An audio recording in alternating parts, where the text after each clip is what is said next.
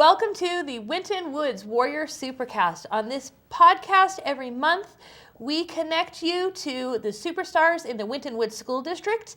And this month, we're going to take some time to meet one of the newest parts of the Winton Woods School District. We have a new school board member. Thank you so much for joining us. Thank you. I want to introduce Gino McGowens, who has just recently become part of the school board of Winton Woods.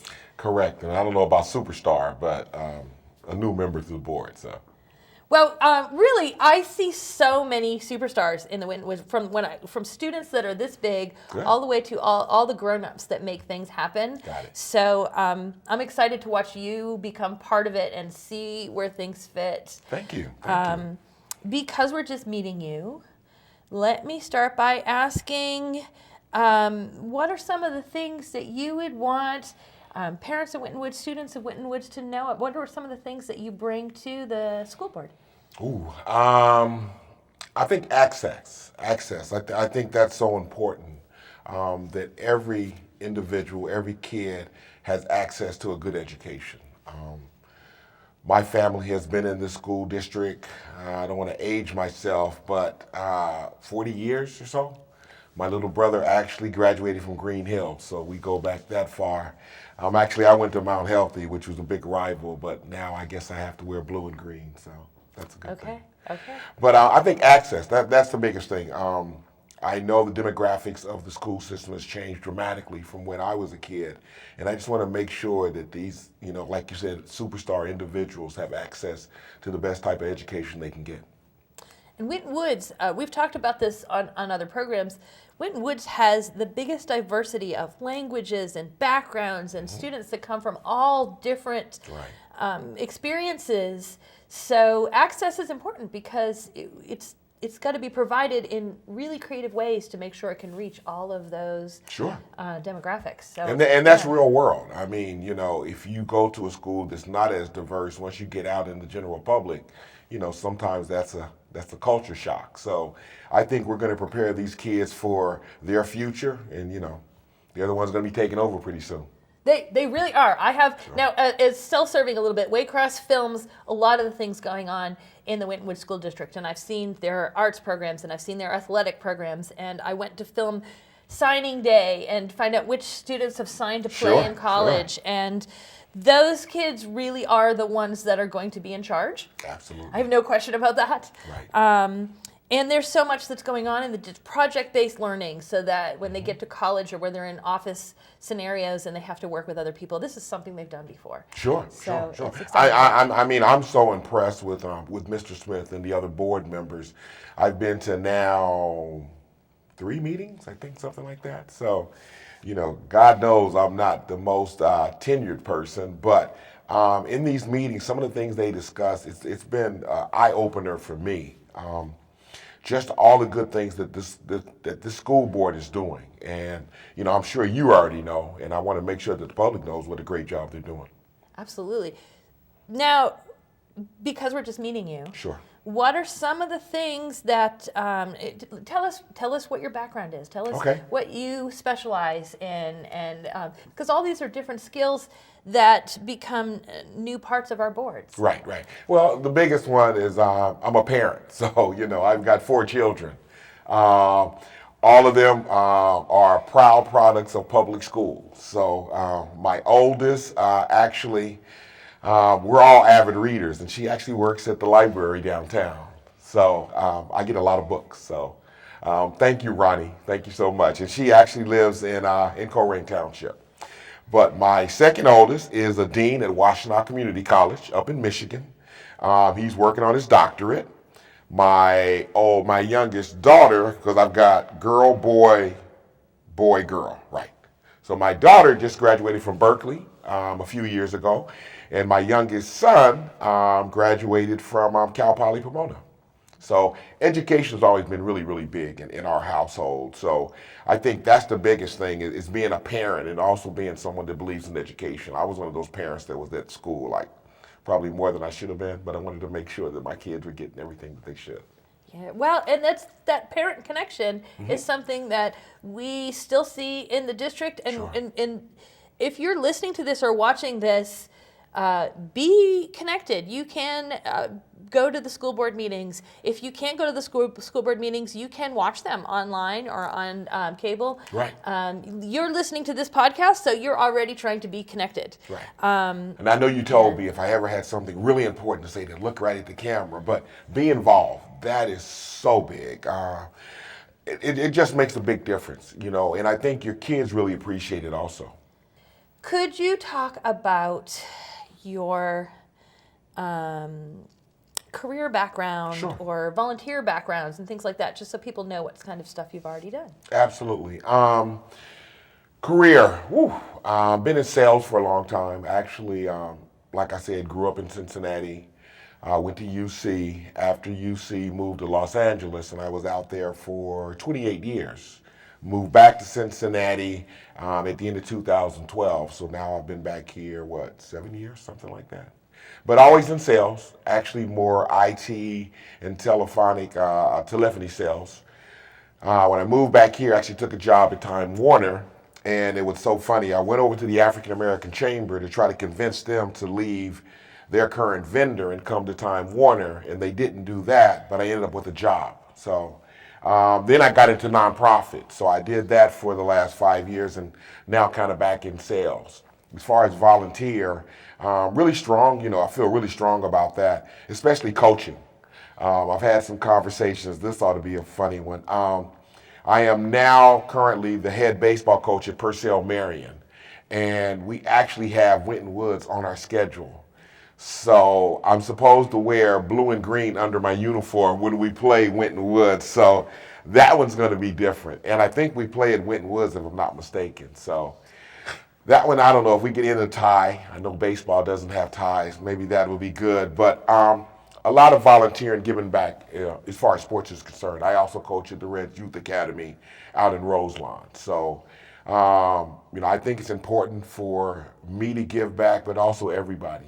I remember, taking my kids every year in Los Angeles when we were coming up, Thanksgiving, going to Skid Row and passing out food and just making sure you give back to people that aren't as fortunate as you are. What made you want to be part of the Winton Woods School Board then? Education. I literally bought my mom's house. It's now been about 3 years or so.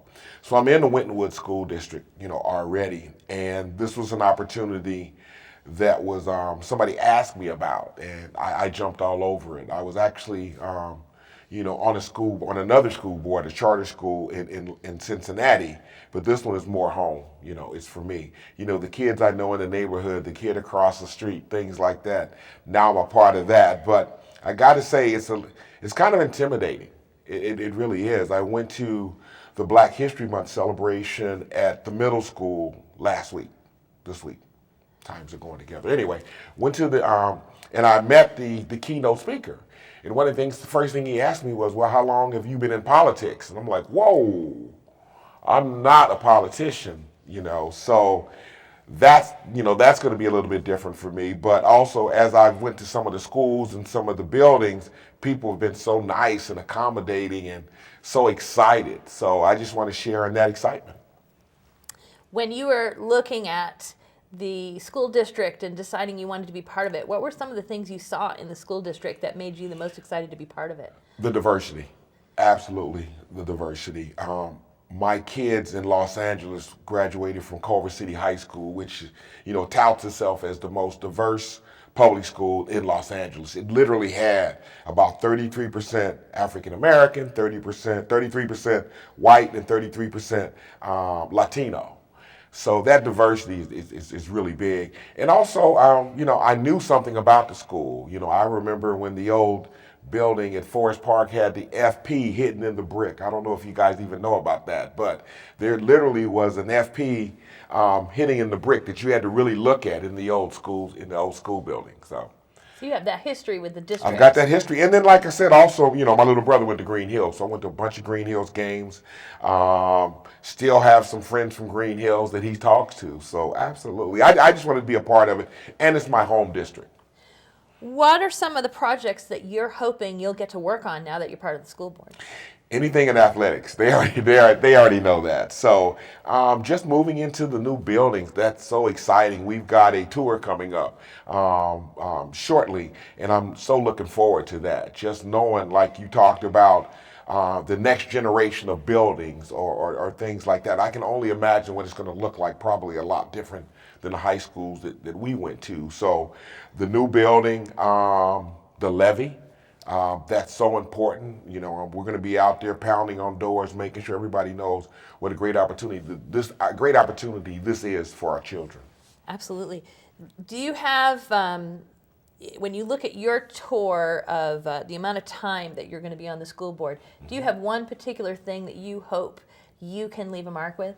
Oh, man. You promised me no tough questions, right? Ask me that again in a couple months. Fair enough. Yeah, because like I said, it's so new to me. We literally have I've been in 3 meetings, and they've assigned me to a couple committees, and I'm like, other than the athletic committee, I got that one. You know, I've played sports all my life. My kids did, so I got that one. Some of the other ones should be interesting. So where I want to leave my mark at, let me come back to that one. Fair enough.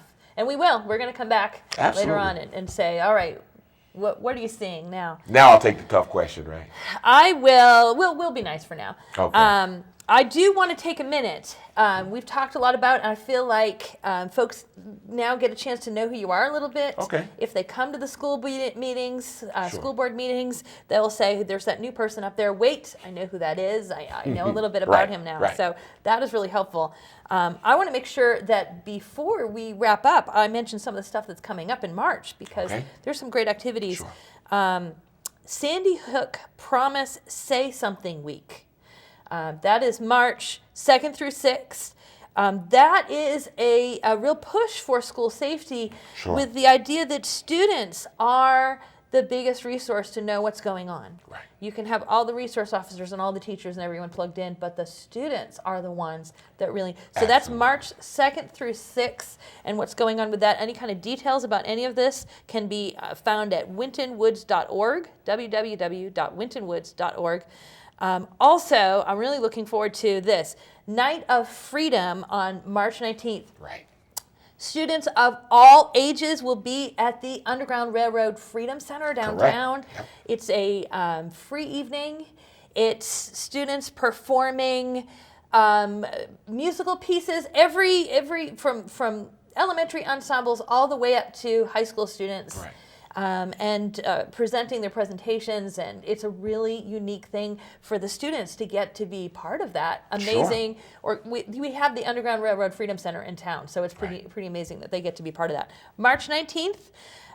Also, really important, you mentioned the levy, so I will mention there is an operating levy on the ballot, and Election Day is March 17th. So make sure you mark your calendar for that. And more information about anything that's going on, anything I didn't mention. Actually, artist renderings of these new schools, everything that we even slightly mentioned is all at wintonwoods.org. I can't wait for those too. We have done a couple podcasts about what's gone into planning those schools, and now I just can't wait to go over there and explore them when they're open. So Sure. That's fantastic. So I want to thank you so much. Thank you. The last thing, I want to make sure I say this, that I've seen people now, and they'll come up to me and ask me questions, so that type of access is exactly how it should be. So hopefully I won't get in trouble with my other board members, but if you see me, please come and grab me. If you got a question, anything I can do to help, absolutely, because it is your school. It's your school. Absolutely, and that's one reason we want to make sure we introduce you. Sure. When you see your school board members, talk to them about what you need to know with your school, because they're part of that process, and they're want to be connected to you with that. We're here for a reason, absolutely. I'm just going to speak for all of them. So hopefully they're okay with me on that. But that was her. Yeah. That was me. You can contact me at Waycross if you have any questions about that. But wintonwoods.org, also the Winton Woods City School District Facebook page also keeps track with what's coming up, events that are coming up. Also, what's been going on, and great pictures of things that have been happening. So if you are on Facebook, make sure you're following that Facebook page too. Thank you so much. Thank you. And I want to thank everyone for listening to the Winton Woods Warrior Supercast. So you putting in effort. Are you ready?